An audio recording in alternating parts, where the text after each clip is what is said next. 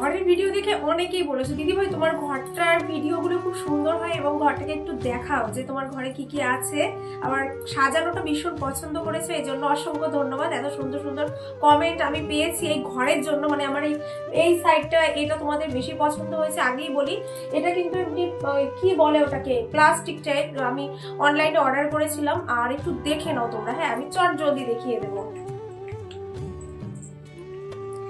তো এই যে এখানে আমি ভিডিও করি, তো এখানে আমার এই যে আলমারিটা রয়েছে, এই যে এটা হলো আলনা, আর এই যে একটা টিভি শোকেস রয়েছে, আর এই যে আমার দরজাটা।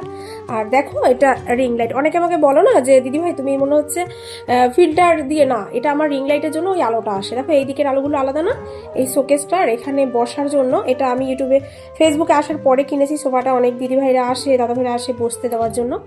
আর ওই ছোট্ট একটা সিংহাসন রয়েছে ওই সাইডে, টেডিটা রয়েছে। আর এই যে আমার এই যে দেখতে পাচ্ছ এটা, এখানে সব প্রিয় মানুষের মুখ রয়েছে। আর ওই যে আমার ঠাকুরের সিংহাসন ওখানে। এছাড়া আর আমার ঘরে জায়গা নেই, কেন একটা ঘরের মধ্যেই আমার সব।